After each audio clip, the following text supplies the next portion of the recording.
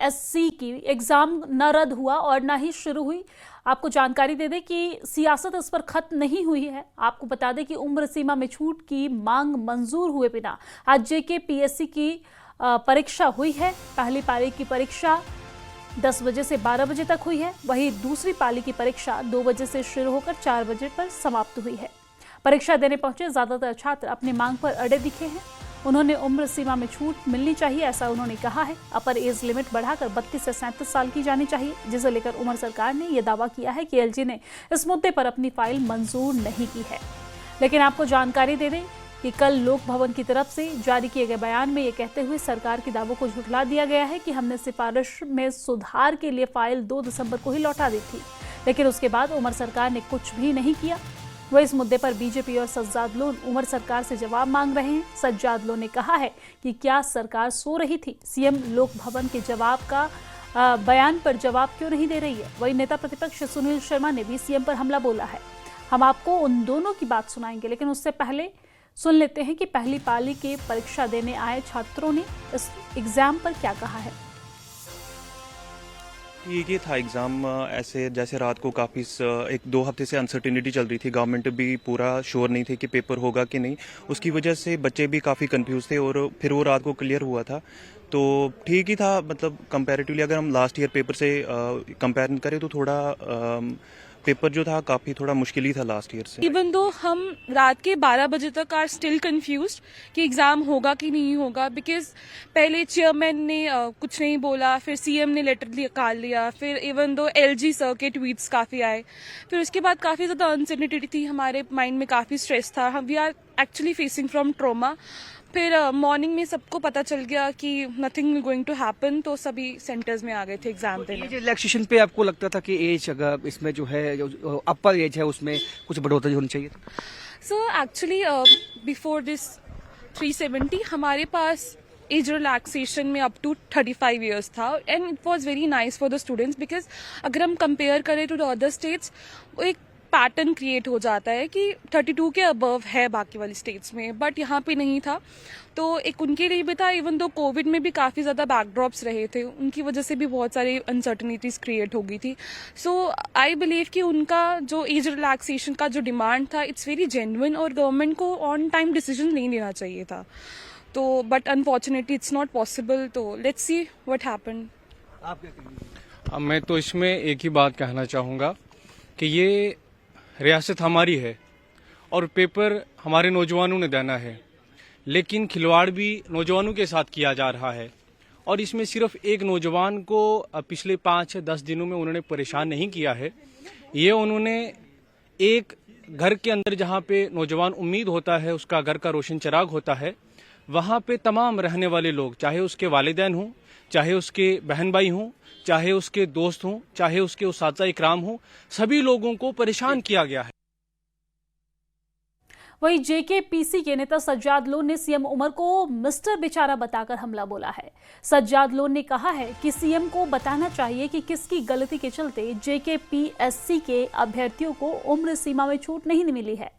सज्जाद ने कहा है कि सीएम को एलजी के एक्सपोस्ट का जवाब देना चाहिए, लेकिन सीएम जवाब देने की जगह मिस्टर बेचारा बनना चाहते हैं। सीएम उमर की आदत हो गई है खुद काम नहीं करना और इल्जाम दूसरों पर लगाना।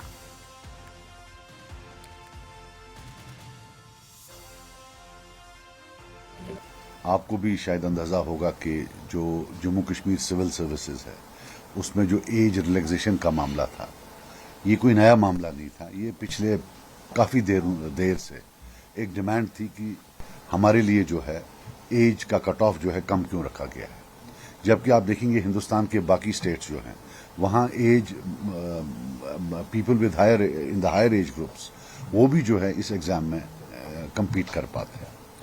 तो ये जो कल वाला मामला था बिलखुसूस, नंबर एक तो ही डिड नॉट, जो इलेक्टेड गवर्नमेंट है उनको कोई ज़रूरी नहीं था कि वो नोटिफिकेशन का वेट करते।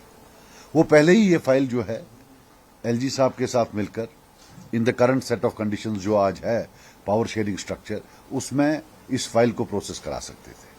तो चलिए कोई बात नहीं, उन्होंने नहीं की। इस एग्जामिनेशन की जो नोटिफिकेशन निकली है वो 22 अगस्त को निकली।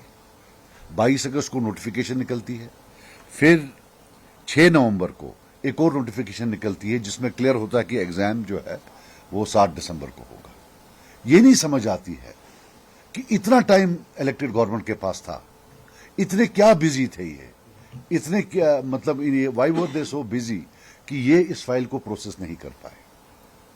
और फाइनली जो ये बेचारे नौजवान थे, इनके भी एक ड्रीम्स होते हैं, इनने भी मेहनत की थी, उनका ये जो चांस था केएस में बैठने का वो चला गया। नाउ पिछले 1 साल से we have seen a chief minister जो मिस्टर बेचारा बनना चाहते हैं। मिस्टर बेचारा 24 घंटा रोते रहते हैं कि जनाब मेरे पास जुल्म हुआ, वो हुआ, ये हुआ।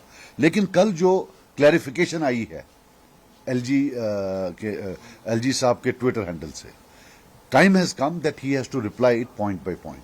अगर ये सच है कि 2 दिसंबर को विद अ सिंपल क्वायरी कि इसका पैसा कौन भरेगा, जो खर्चा लगेगा, वो गई है और उसका जवाब नहीं आया है, देन ही इज आंसरेबल।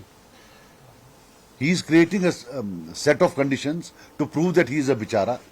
पर मिस्टर बेचारा at the cost of who? At the cost of those students who now could not sit for the exams. और मैं कहना चाहता हूं कि एक चीफ मिनिस्टर जिसने हम सबको बीजेपी बना डाला इलेक्शन से पहले, जमीन आसमान सब बीजेपी है, और वादा दिया कि वो 370-35A के प्लैंक पर लड़ रहे हैं। आप इतने काबिल हैं कि आप एज रिलैक्सेशन नहीं ला पाए अपने स्टूडेंट्स के लिए। Do you really think that you can get anything back? 370 और 35C की तो बात ही नहीं। ये अब जो है it's now about even in a UT the dignity of the chair of chief minister is in danger, is in peril. वही परीक्षा होने से पहले सीएम उमर अब्दुल्ला ने JKPSC परीक्षा को रद्द करने की मांग की। सरकार की तरफ से कहा गया कि हमने परीक्षा से पहले उम्र सीमा की छूट का फैसला कर फाइल LG को भेज दिया था, मगर LG ने उसे मंजूर नहीं किया और इस पर नेता प्रतिपक्ष सुनील शर्मा ने सीएम उमर अब्दुल्ला पर हमला बोला है। उन्होंने कहा है कि उमर अब्दुल्ला सिर्फ एक ट्विटर सीएम बनकर रह गए हैं जो अपने सोशल मीडिया पोस्ट के जरिए युवाओं को गुमराह करने की कोशिश कर रहे हैं। साथ ही उन्होंने उमर सरकार को सभी फ्रंट पर फेलियर बताया। JKPSC के एग्जाम को लेकर विवाद हुआ, हालांकि एग्जाम आज हुआ, उसके साथ साथ माता वैष्णो देवी मेडिकल इंस्टीट्यूट का इशू है। क्या कुछ इस पे जो है इस वक्त मंथन बीजेपी में चल रहा है? सबसे बड़ी बात जो जम्मू कश्मीर एडमिनिस्ट्रेटिव सर्विसेज के एस्पायरेंट्स से जिनको इस सरकार ने लताड़ा आज सुबह तक, ये बहुत बड़ी विडंबना है कि उन बच्चों के साथ खिलवाड़ किया गया, उनके भविष्य के साथ, उनके कैरियर के साथ खिलवाड़ किया गया और एक ट्वीट चला के उमर अब्दुल्ला साहब अपनी जिम्मेदारी से भागना चाहते हैं। जिस व्यक्ति के ऊपर जम्मू कश्मीर के हर बाशिंदे की जिम्मेवारी है वो ट्वीट से सरकार चलाता है। मुझे समझ नहीं आ रहा है ये ट्विटर सीएम कब इसको समझ आएगी कि अब ये ट्वीट से बाहर आके इसे प्रैक्टिकल काम करना होगा। भाई मैं कहता हूं लगभग 40 से 50 हजार नौजवानों के भविष्य का सवाल है और उमर अब्दुल्ला साहब ट्वीट कर रहे हैं, बस ट्वीट से अपनी जिम्मेदारी निभा रहे हैं। इसलिए आपको बनाया था। मैं तो कहता हूं ये जो पॉपुलर गवर्नमेंट थी ये अब अनपॉपुलर हो चुकी है 1 साल के अंदर अंदर, और बड़ी बदकिस्मती है कि अपनी जिम्मेदारी इस काबिलियत से वो निभा रहे हैं, इन एफिशिएंट जिसे हम कहते हैं। इस तरीके से एक चीफ मिनिस्टर बिहेव कर रहा है, वहां पे नौजवान परेशान है, वहां पे गरीब परेशान है, वहां पे मजदूर परेशान है, वहां पे महिला परेशान है। वो अपनी साइकिलिंग, सीकिंग, जॉगिंग और ट्वीट में व्यस्त हैं। बदकिस्मती है। परसेप्शन जो है आपको लगता है गलत जाता है इससे कि जो कि एक तरह से एक परसेप्शन देने की कोशिश है कि उनकी बात की सुनवाई नहीं है? बिल्कुल गलत है, प्योरली गलत है।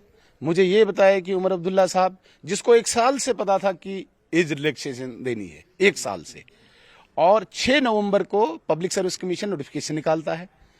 1 महीना 1 दिन इनके पास पूरा है। 7 दिसंबर को एग्जाम था, उस 1 महीने पे भी इनकी नींद नहीं खुली और उसके बाद 2 दिसंबर को एक इनकम्प्लीट डॉक्यूमेंट ये कहीं LG ऑफिस भेजते हैं। कल LG साहब के ऑफिस ने भी उसे क्लेरिफाई किया।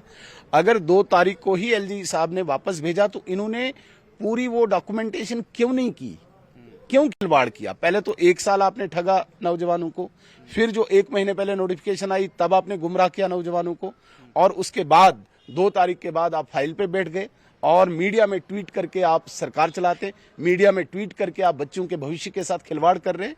ये नाकाबिलियत है मैं कहता हूं कि ऐसा इनएफिशिएंट अनपॉपुलर गवर्नमेंट मैंने जीवन में कहीं नहीं देखी है। तो सुनील शर्मा जी का ये साफ कहना है कि जो एक पॉपुलर गवर्नमेंट चुनी गई थी 1 साल पहले, वो अनपॉपुलर हो चुकी है, क्योंकि कई विवादों पे जो है ट्वीट तो किए जाते हैं लेकिन उस मसले को जानबूझ के हल नहीं किया जाता है उमर अब्दुल्ला गवर्नमेंट की तरफ से। तो सीधा निशाना जो है बीजेपी की तरफ से आज साधा गया है नेशनल कॉन्फ्रेंस और चीफ मिनिस्टर उमर अब्दुल्ला पे। कैमरामैन साइबर भट्ट के साथ राजन वैद, न्यूज़ 18 जम्मू।